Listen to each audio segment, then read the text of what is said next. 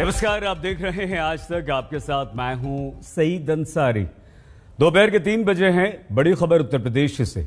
उत्तर प्रदेश के हरदोई में अखिलेश यादव ने जिन्ना का नाम लेकर राजनीतिक भूचाल खड़ा कर दिया है। अखिलेश यादव ने जिन्ना को गांधी, नेहरू, पटेल की तरह स्वतंत्रता का नायक बता दिया। बीजेपी ने इसके लिए अखिलेश यादव की जिन्नावादी सोच इसे बता दिया तो योगी आदित्यनाथ उत्तर प्रदेश के मुख्यमंत्री ने इसे कहा तालिबानी सोच।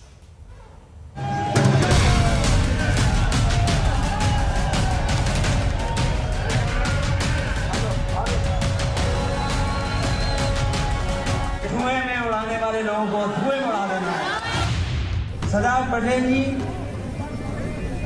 राष्ट्रपिता महात्मा गांधी, जवाहरलाल नेहरू, जिन्ना एक ही संस्था में पढ़ करके बैरिस्टर बनकर के आए। यूपी में चुनावी सरगर्मी बढ़ चुकी है और इसी बीच अखिलेश यादव के इस बयान से जिन्ना की एंट्री हो गई है। चुनावी सियासत में जिन्ना का जिन जाग उठा है। गांधी, नेहरू और पटेल के साथ जिन्ना की बराबरी कर अखिलेश यादव ने ताक में बैठी बीजेपी को बड़ा हथियार थमा दिया। सरदार पटेल जी, राष्ट्रपिता महात्मा गांधी, जवाहरलाल नेहरू, जिन्ना एक ही संस्था में पढ़ करके बैरिस्टर बनकर के आए।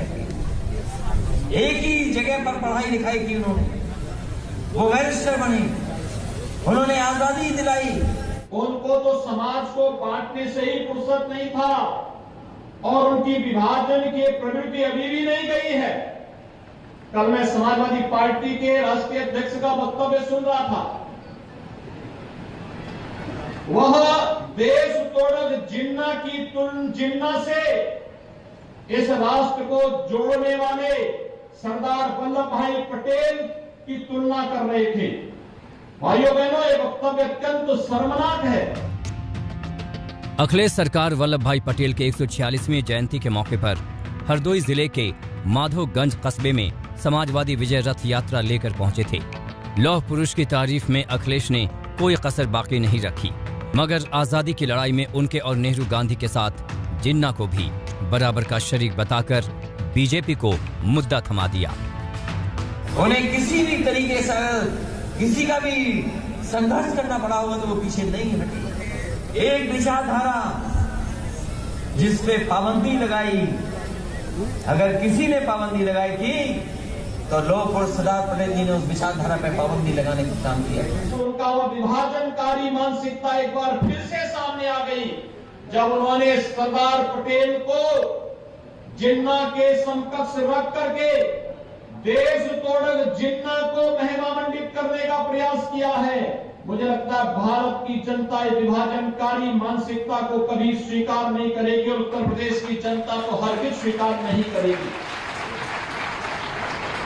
ये तालिबानी मानसिकता है जो हमेशा तोड़ने में विश्वास करता है। बीजेपी ने अखिलेश यादव को उनके ज्ञान और मुस्लिम वोट के अरमान दोनों पर घेरा है।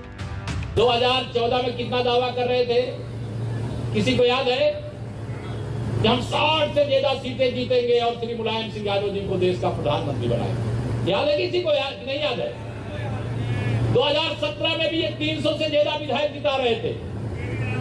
2019 में तो इनको याद कि प्रधानमंत्री पद की शपथ लेने की तैयारियां करने लगे थे, लेकिन उनको नहीं मालूम था कि उत्तर प्रदेश के दिल में, उत्तर प्रदेश वासियों के दिल में नरेंद्र मोदी जी हैं। इशारा साफ है कि जिन्ना पर शुरू हुआ नया विवाद जल्दी थमने वाला नहीं है। भले ही अखिलेश यादव ने हरदोई में योगी सरकार को घेरने के लिए कितने ही मुद्दे क्यों नहीं उठाए, वहीं अयोध्या को लेकर जहां बीजेपी उन्हें घेर रही है, तो वहीं अखिलेश यादव ने अपने कार्यकाल में सीएम आवास में बनाए गए मंदिर की याद दिलाई। आपने दोबारा 2/3 बहुमत दिया, मोदी जी ने राम जन्मभूमि का शिलान्यास कर दिया। देखते देखते आसमान को छूने वाला राम लल्ला का मंदिर हम वही बनाएंगे।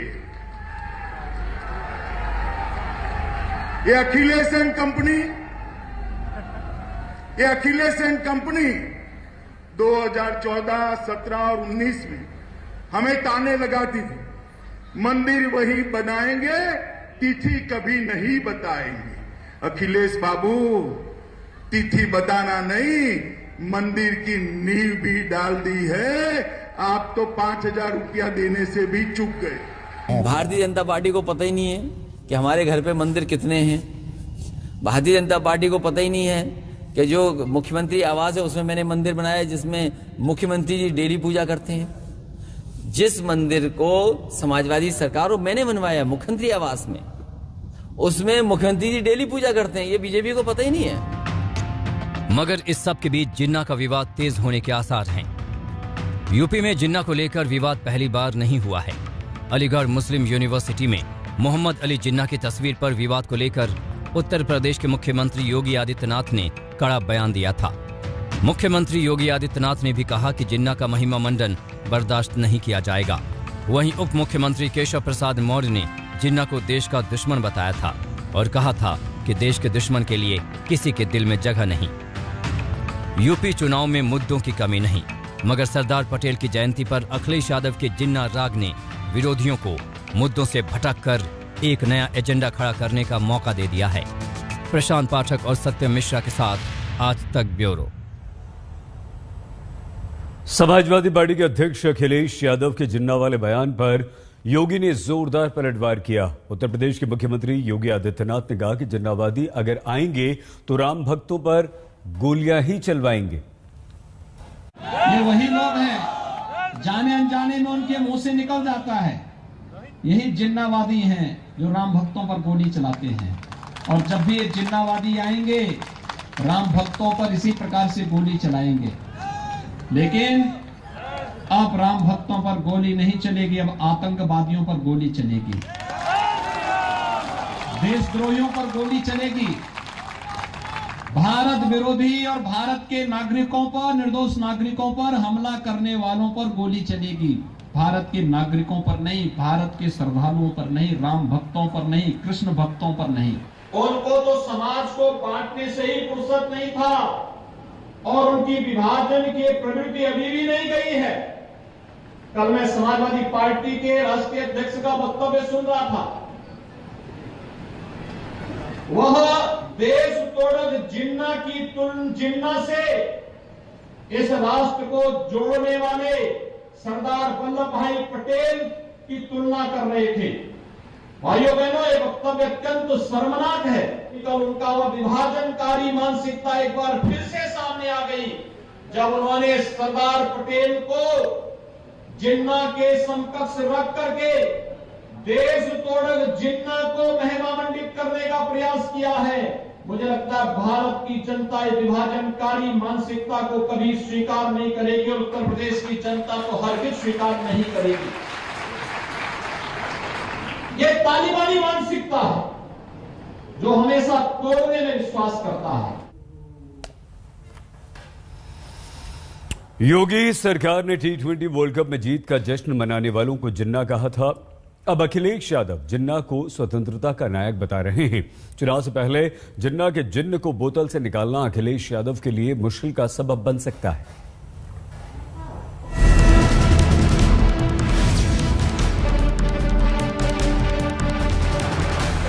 महात्मा गांधी, जवाहरलाल नेहरू जिन्ना एक ही संस्था में पढ़ करके बैरिस्टर बन करके आए।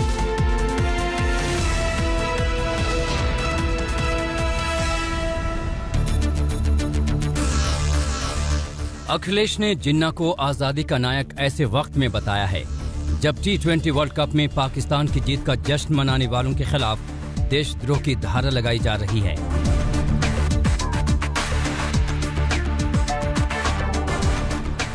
पंचायत आज तक के कार्यक्रम में सीएम योगी ने पाकिस्तान का नाम लिए बगैर साफ कर दिया कि किसी देश के समर्थन में नारेबाजी बर्दाश्त नहीं की जाएगी।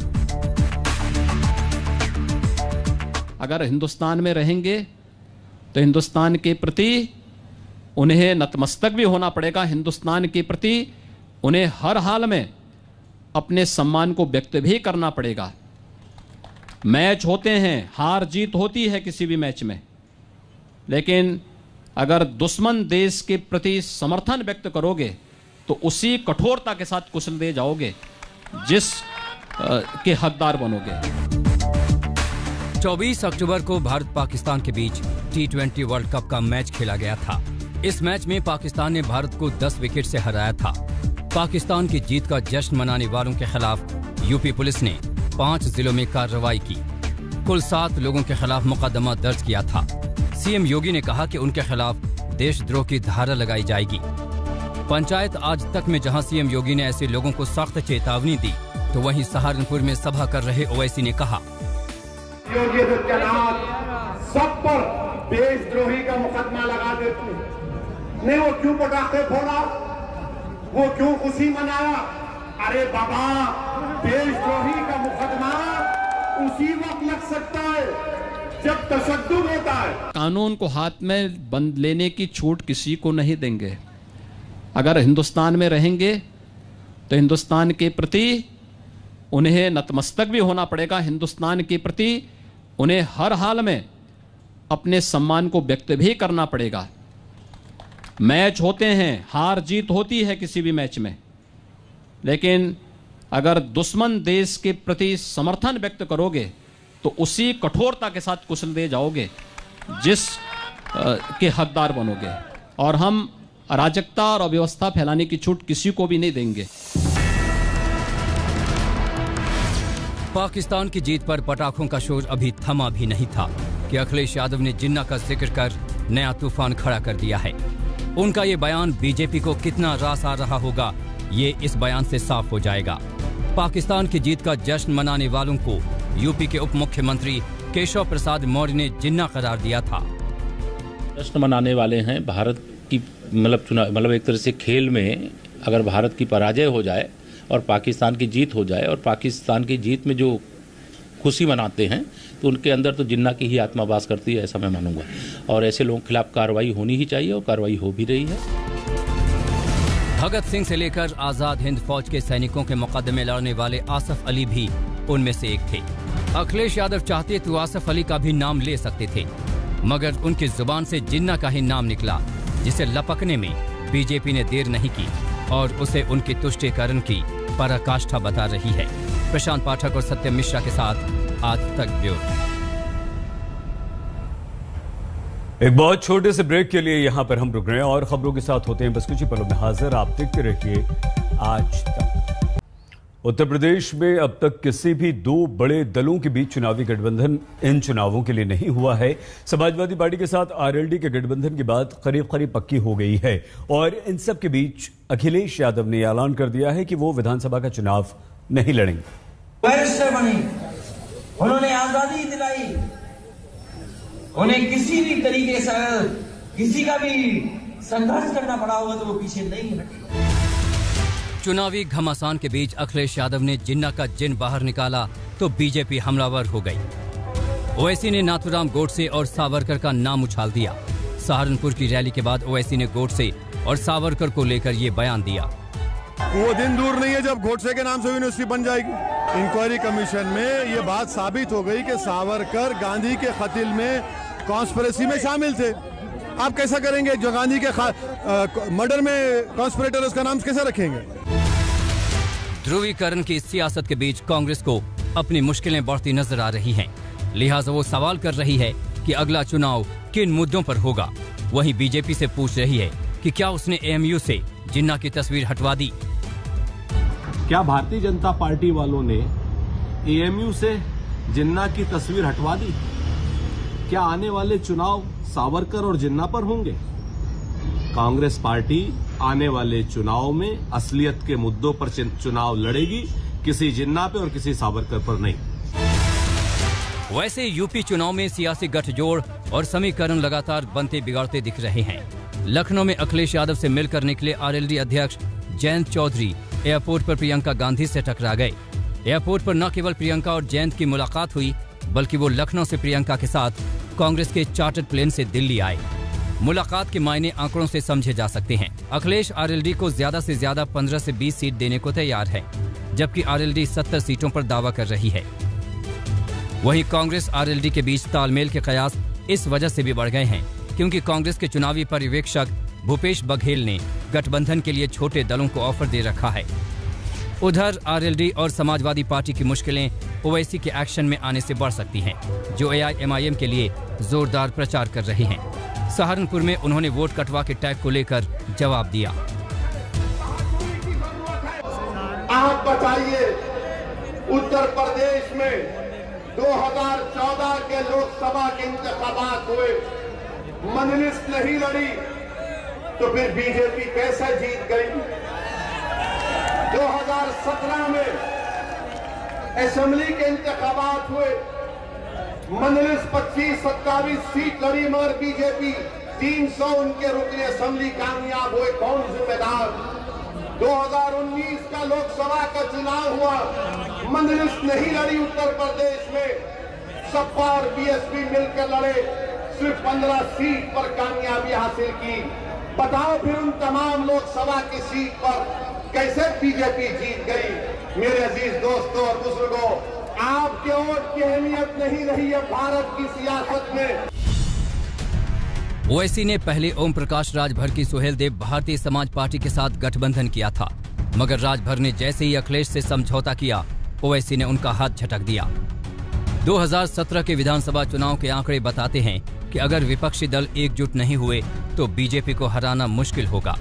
कुल 403 सीटों में से बीजेपी ने 312, समाजवादी पार्टी को 47, बीएसपी को 19 और कांग्रेस को 7 सीटें मिली थीं।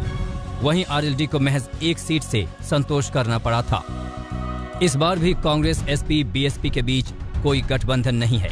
वहीं प्रियंका गांधी ने पूरा जोर लगा रखा है। 40% सीट महिलाओं को देने का वादा कर चुकी प्रियंका गांधी ने आज महिला घोषणा पत्र का ऐलान किया। इसमें छात्राओं को स्मार्टफोन और स्कूटी देने के अलावा महिलाओं के लिए कई रियायतों का वादा किया गया है। लखनऊ में कुमार अभिषेक के साथ आज तक ब्यूरो। बहुत छोटे से ब्रेक के लिए हम यहाँ पर रुक रहे हैं। आप देखते रहिए आज तक।